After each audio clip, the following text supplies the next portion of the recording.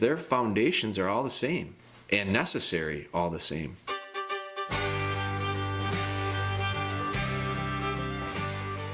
Back, everybody. Gonna record a podcast here. I'm by myself, actually. So Ben helped me set up the camera and stuff. I'm gonna get right into it. It's a question that came up, and I'm playing pretty good catch up on email stuff. Hunting season has been going for most of us full on, and it has been for a couple months now. Certainly not complaining about it, but it does create some issues with me. Being out of town, being out of reception area at times for extended periods of time. So I am playing some catch up on some emails. I want to thank you guys for the patience with that. This is actually an email that I received. It kind of ties into some things that are going on with us. We've got some news. We've got, it's not a secret. If you follow us on Instagram or Facebook or any of our social platforms, you'll know that I've been on a waiting list for an English setter puppy started looking probably about 5 years ago. Been waiting almost 2 years now after putting down a deposit. Pretty excited. Puppy's on the ground right now, 3 weeks old. Just posted an updated picture yesterday. Really looking forward to that. I just submitted actually my first column for Gun Dog Magazine. We're going to be writing a series of articles on that, documenting that training process. This one happens to touch on English setters as well, so let me jump right into it here. It is a message that came from Ohio. It came from Austin. It says, a couple weeks ago I sent a general message, but wanted to touch base again now with a specific question and something we've been struggling with.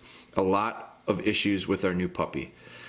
About 3 weeks ago, we welcomed a new 10-week-old English setter named Colt into the family. Our other house dog is a 5-year-old non-hunting rescue mixed breed. So far, Colt has been a great pup, showed tons of natural instincts.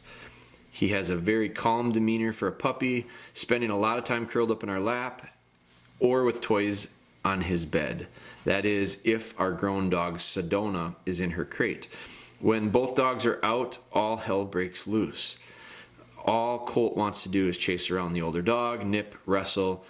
I have been working with Sedona on ignoring these behaviors, but Colt is persistent. The wrestling gets Colt worked up and hyper and leads to other problems like nipping at the baby, chewing things, stealing stuff, running around the house with it. It's like he's a totally different dog in a very negative way. I feel somewhat confident that he'll outgrow it, as I've seen some improvement just after 3 weeks, but it does cause a lot of trouble in our household and I want to address it. So far, I have addressed it by staggering crate time and attempting to calm them down and redirect them while they're both out. Obviously, having one out and one in the crate works, but I don't want that situation where one of our house dogs always has to be in a crate. Do you have any suggestions? Thanks, as always. You guys are awesome. I appreciate what you do. Now, so I think that's a real interesting question. It probably can relate to a lot of other people, which is why I pick some of these, because I think that if it's one person's scenario, probably a lot of people can relate to it. I think this one can be related to specifically. I think it can be more generalized as well. I think what you're doing right now makes sense with the idea of separating them. I don't know that you have any other options. I think what comes up is a lot of times when I tell people you need to do something, they explain to me their issue, I tell them what they need to do. I get a lot of feedback from people where, well, I don't want to have to do that forever. That's not why I got the dog. You know, you could use a lot of different examples. You could use taking the dog out to go to the bathroom and they say the dog runs off. What should I do? Well, you got to put it on a lead for a while. Well, I don't want that. I don't want a dog that I have to put on a lead every time I go out.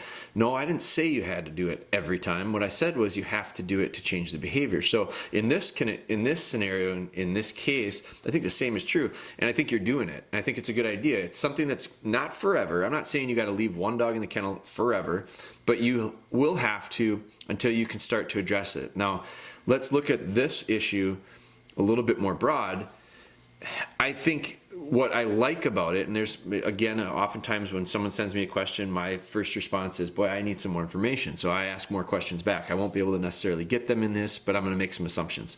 So one of the things that I like about it is Sedona, the 5-year-old dog. I didn't read anywhere in here that she's instigating. I think it's a she. Yeah, she doesn't seem to be instigating issues. So I like that. I thought you were, I've the other scenario is our 5-year-old dog is a hellraiser and creates lots of issues. And I go, well, you've got a problem on your hands that cultural impacts and influences are going to start to shift the behavior of your young puppy that maybe is going to go in a direction of undesirable behavior. And so the part of that fix is, boy, you got to either fix the 5-year-old dog, or you got to keep the young dog away from the 5-year-old dog more to ensure that you don't have that undesirable behavior taking place with the young dog. You don't have that. So I think you got a big, so we're not going to go down that direction. Like we'll take the other trail. And the other trail is you've got the 5-year-old dog that sounds like isn't the issue, it's the puppy. Now, is that an issue? Probably not. It's a puppy being a puppy. And so I'm careful when I say let a puppy be a puppy, because your idea and my idea of letting puppies be puppies could be very different, and they probably are. And that's everybody's ideas vary greatly. So what I think you got to do is we got to look at this and go, okay, I'm assuming the 5-year-old dog is not the problem. So quite honestly, I don't know that I punish the 5-year-old dog that much. I think what we do is we take this young dog and we ease it into the idea of slowly gaining some trust and gaining some responsibilities and gaining some freedoms that come along with earned good behavior. So the majority of the kennel time is probably the puppy. And I don't know that that's a bad thing either, because what's going to happen is it might be more challenging, but it's going to form habits with the young puppy that make it so much easier in the long run, because all of a sudden the kennel time, the crate time is not going to be that bad. Now, you can't lose those battles. You can't have the puppies throwing fits and then they get what they want. Like, that's a kid throwing a tantrum and gets what he wants. So it's just going to create more tantrums. It's going to create a real struggle long term. So, but I think you're right in addressing this, and I don't think it's surprising, because we have to look at this as personalities in these two dogs are probably quite different. Like, I'm guessing that the Sedona 5-year-old dog, if that dog's not creating issues, it's probably not a real dominant dog, and it's probably got a pretty nice disposition and temperament. And quite honestly, I don't care what the breed is. You got a mixed breed, non-hunting rescue. I could care less. Dog's a dog. This is one of those scenarios where we're not looking at hunting stuff specifically. So genetic makeup and inherent traits aren't nearly that important to me from a field standpoint. But temperament, disposition, that stuff is really important to me. And it sounds like you've got a real nice, it's a plug for the idea of, there are some really, really good dogs out there, mixed breed rescue, and you're getting the most out of it and it's getting the most out of you. So it's a perfect relationship there. Now, with this puppy, the puppy comes in, you've got this field bred dog that probably has a lot of energy and natural instinct, and you've recognized that in a lot of ways. Okay, now the question is, how do you harness some of that? How do you control some of that? How do you shape some of that to fit exactly what you want? I wouldn't be worried about the hunting stuff. Like, not at 10 weeks old, not at 13 weeks old, not at whatever age. That stuff is there, it's in there, and you'll get it out, but not in this settings. And you're not having issues in the field. Your email comes to me, and I think this is interesting, that a lot of the messages that I get aren't really connected to the field. Like, people send messages and they're having struggles with their dogs. And I would say a majority of them don't have necessarily specific hunting things. And when they do have specific hunting things, oftentimes the root of the problem isn't hunting. It comes back to foundational stuff. And so I can't say it enough. I try to. And I probably sound like a broken record a lot with the idea of pounding home the importance of the foundation and the stuff that's early on. I talked about the setter that we're going to be getting. The article that I'm writing, the column that I'm writing for Gun Dog Magazine that's going to document that, is going to be just based on the amount of time. Like, we're going to talk about some hunting stuff. But because in the first year, I will dabble into some of that stuff. We'll introduce things. I mean, it's a really important part of developing it and developing that dog in the field and giving it the opportunity.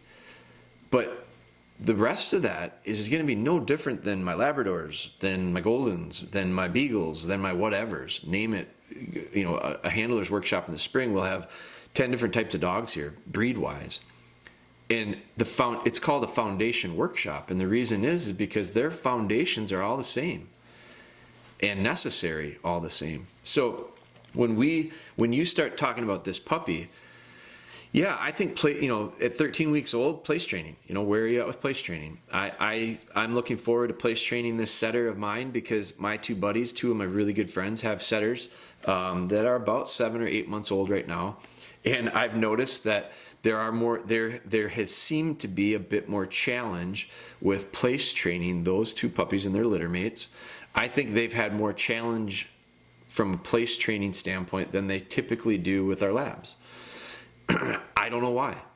So is it the dogs? Is it the approach of how we do it? I don't know because I haven't been there and I haven't seen how they do it. But I know that I've seen the results, and those dogs are a little bit less apt to stay on place. A third puppy out of this setter clan that I have recently have friends that have, and she told me, good luck place training your setter. And I said, nah, I think I'll be able to do it. Will I be able to do it? So I've had three examples now, very recent, and I look at it and I go, will I be able to do it the exact same way that I've done it for years and years and years with my lab? I'm guessing maybe not, based on the results that I've seen from these three. Does that mean it can't be done? Not at all. Does that mean it might have to be done differently? I think so. So I've got the luxury of kind of like, I got to see that ahead of time. So my little senses are up. Like, I'll be watching and I'll be paying attention to it a little different. I'll probably for me, place training is not hard. Like, place training is pretty easy, really easy actually. Now, will I be able to take it on the same way? I don't know that I will. And so what I'll have to do is I'll pay way more attention to it. I won't treat it with the same like kind of relaxed approach that I normally do, because I feel like I've done it so many times with so many different dogs, it's just not an issue. And I'm looking at this and going, okay, there's a commonality here. There's a theme. These three setters that I've watched struggle with it. And so is it the actual training or is it how we trained it? And so I'm going to look at it and go, I might have to train it differently. I might just have to pay a little bit closer attention to it. So place training, I think, is important. The beauty of it is for you with Colt is that the idea of, if you can get that, it creates the separation from Sedona, the other dog.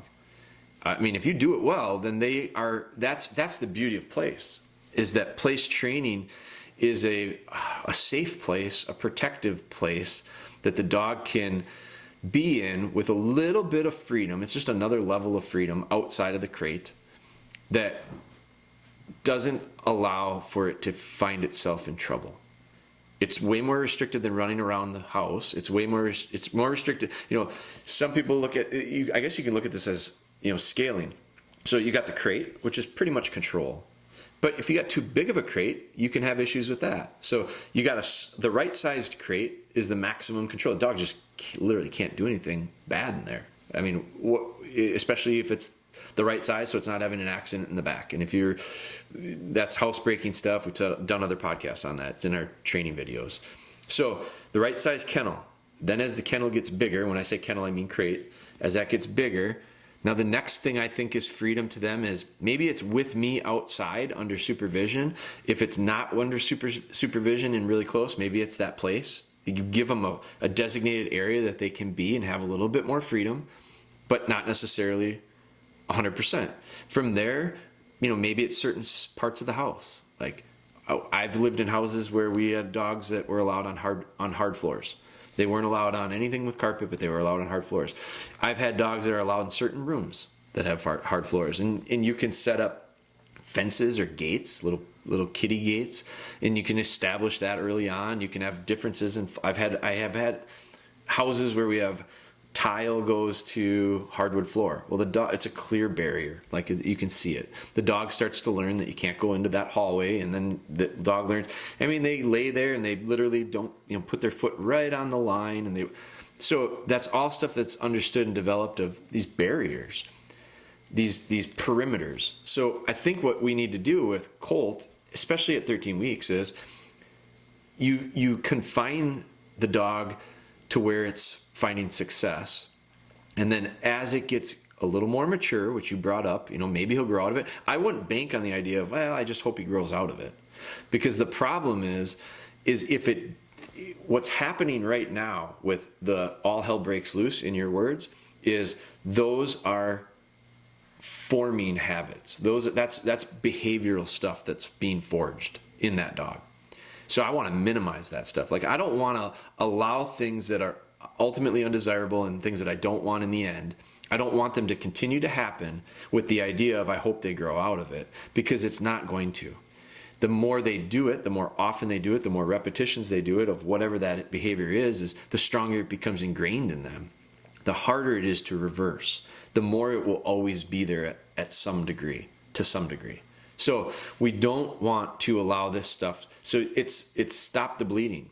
It's plug the hole. It's whatever analogy you want. Stop the behavior from happening. Start to figure out the plan of how do we control it? How do we get our arms wrapped around it, literally and figuratively? How do we get this thing so that we can slowly allow the dog to develop and mature, and then give them an inch, and then give them another inch, and then give them another inch without them taking a foot and losing all the positive stuff that we gain from it. So I do think that it's more kennel time for Colt. It's developing place. And when you go to start working on place, don't have Sedona around. It's too tempting early on. Maybe down the road in a few weeks, you put Sedona in another room or in the other end of the room, and you make sure that Sedona's not teasing and picking fights and challenging. And as long as that stuff's not happening, it's like a micro version of what we do with everything we do with a hunting dog. I don't go out into a field full of distractions and start working on retrieving. I start retrieving in a really sterile environment where there's no distractions, where there's no opportunity to fail. The hallway with the doors closed makes it really difficult for a dog to screw up. And then they get good at that, and then we slowly take steps to add distractions. Well, this is the same exact process. It's just a different set of stuff you're learning. So I'd place train. I'd also have the idea of that when the two are in, I don't think you separate them forever. And I think as you slowly start getting them more and more closer in contact, it's maintaining and understanding that this is always going to be some training. This is an opportunity for training. And so it's always have control of Colt. I'm assuming you don't have to have control of Sedona, because it sounds like Sedona's pretty well groomed and pretty behaving the way you want. So it's maintaining that control. So that might mean putting Colt on a lead. So whenever Colt's on a lead, because if you put the dog on a lead, dog can't run in and charge in on Sedona, can't wrestle with them, can't get at the stuff that creates the nipping, the wrestling, all that stuff that you described, which then is seeming to spill over with not just Sedona but your kids and all this stuff that you're spiraling. It sounds like in the wrong direction. You're snowballing, and it's starting with Sedona. That's because they're two dogs. And now I'm going to circle back. I kind of started talking about it, but I didn't really go into it completely. But personalities are different, it sounds like. It sounds like Colt maybe has a personality of a little bit more challenging, a little more dominant, a little bit more. So now you start analyzing and understanding, like, what's the makeup of these two individual dogs? Not just from a breed standpoint, not just from an age standpoint and a maturity standpoint, but a personality standpoint. I've got some dogs that just always want to be the leader.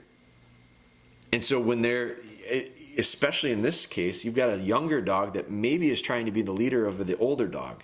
It's a personality thing. You're not going to control that because you don't control Sedona. Like, Sedona's personality is Sedona's personality, and Colt's personality is his personality, and those two are going to figure that stuff out between the two of them. You really can't impact that. You're not going to make Sedona be the leader. But what you have to understand is that Colt is going to probably become the leader in that scenario, it sounds like. You need to be the leader of all the scenarios. And so does your kids, and so does your wife, and so does everyone else in that family. And what's probably going to happen is old Colt there is going to get some momentum when he decides, I'm only 14 weeks old, and I'm dominating this old 5-year-old dog. Now I'm going to dominate that little kid. And now I'm going to dominate her, and I'm going to dominate him. And he just starts getting this momentum of, this pack needs a leader. I'll be it. No, we're not going to allow that to happen, Colt. And so real early on, we take that right out from underneath them. No, and that doesn't mean bullying, picking on, roughing up. It's not necessary. It's just being a good leader. And that all of this stuff is going to circle back and be connected to the idea of that's how your whole pack is going to operate better. You're going to get better results from a dog that wants to work for you because you're the boss. And he doesn't mind it. In fact, he likes it. Dogs look for leadership. And if they don't find it, they become. That's just in them. So if you provide them, I don't care how dominant the dog's personality is. I've seen some really, really dominant dogs before. I mean, I've seen enough that I can say with confidence, I've seen all ends of the spectrum. I've seen some really dominant dogs. I've seen some really submissive dogs, and I've seen dogs in the middle. The most dominant dogs I've ever seen come in, and when I first witness it, I look at it and I go, oh my God, that dog is such a dominating thing. But I don't go into when I start to interact with that dog, I don't go into it with the attitude of, oh, you are the boss, and I am really going to have to try to figure out how to have you think I'm the boss. Like right away walking into that with that mentality, the dog goes, you're my bitch. Like he will dominate me if you go into it with that. I don't do that. No, I don't go into there going, I'm going to beat the hell out of you either. Because I don't think you get respect from anybody that way. I think you trigger dogs like that. I think it's impulsive for dogs to kind of, they got to fight back. They got to show, they got to prove themselves. Now I go into it pretty relaxed, pretty calm, but I don't take any crap from them either. And I make it very quick and understood that. And it's amazing how the most dominating dogs that are just walking all over their owners and anyone and everything around them, when I walk in and I'm real assertive and I don't deal with it. I mean, that snap of the fingers, it's my attitude. Stop it. My tone, my body language, my everything about me tells them, you're behind me. And it's amazing how the most dominating dog just stops at that point and goes, okay. Now, will they test you a little bit at times? Will they? I've never walked into a dog like that and been strong and confident and had them dig their feet in and say, I'm going to battle you tooth and nail. No, I've not seen it. Because I just don't think that that's the nature of the dog. And I really believe that we are the problem 99% of the time. How we approach it. So with you, I think it's get a hold of Colt real easily, real quickly. And I don't want to extinguish excitement and quote unquote drive, and I don't want to put wet towels on that. But I also look at it and go, the majority of the dogs that are out there have got more of that than we'll ever need or want anyway. So don't be so afraid of that. Don't be so afraid of extinguishing these dogs. I think it's go in there and be the confident person that you need to be and watch how quickly they fall into place.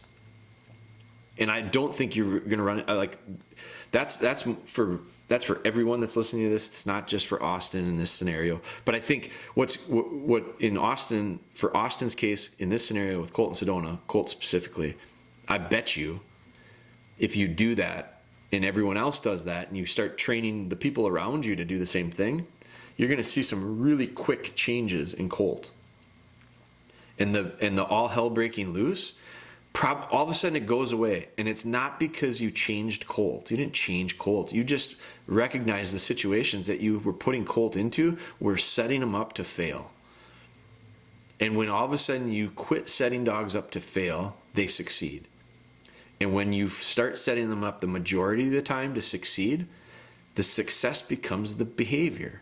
Like it becomes normal and it becomes habitual. And then all of a sudden, the momentum continues the same way it was before. It's just in the other direction. So the takeaway from all of this is, guys, if you're having a specific problem, this one is one, but there's other issues, and it can be any other issue. And this answer can be a blanket answer for it. not the specifics, but the general. It's the idea of set up the dog to be successful. Stop putting him in positions to fail and hoping he grows out of it or they grow out of it.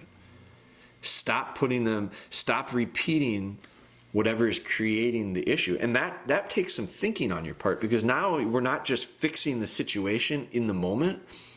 Instead, we're looking at it and go, how come we're dealing with it in the first place? And then we change that at its core, not fix in the moment. You got to fix in the moment at times too. Like and that comes with experience, and that comes with doing it a lot of times. And that's when something happens, this is how I respond. It's reflex.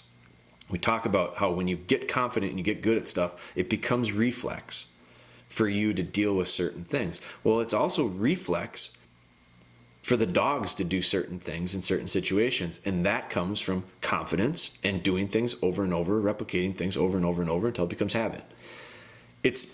They got to have the habits the same as we do. We got to have the same habits formed to make it so that we can lead them to be successful. And all of that boils down to being a good leader. So I hope this helps, Austin. I think what you've got is I hope your takeaway from this is I got to just change my setup. And it's not forever. I'm not saying that nothing I do with a dog is forever. I do certain things in the beginning, I do certain things in the middle, I do certain things towards the end. And I have the willingness and the ability to shift what we're doing based on different scenarios and situations. We got to get past black and white when it comes to dogs. We got to get past the idea of it's this or that. It's not this or that. It might be this, that, or the other thing, and there could be a lot of them. And that could be today, and it could be different tomorrow. We have to understand that that's just the way it is. And so we have to get rid of the mindset of needing everything to be so perfect all the time. It's not going to be. Be willing to adjust, be willing to be flexible, try something. If it doesn't work, try something else. If it doesn't work, try something else. When it does work, recognize why, and then start moving in that direction. So that's it for this one. Austin, I'm going to send you an email. I appreciate the question. I think it's a good question. I think it's probably something that I hope helps others. And I hope you guys can look at this and go, these answers maybe relate to my specific situation in this way. And maybe it's a lot of the same generalized things that you could take away from this podcast, but you got to dial it in specifically to your situation and make the adjustments accordingly. So thank you guys for the support. I'm going to get this to Ben. Ben's going to get this out, probably turn this out pretty quickly.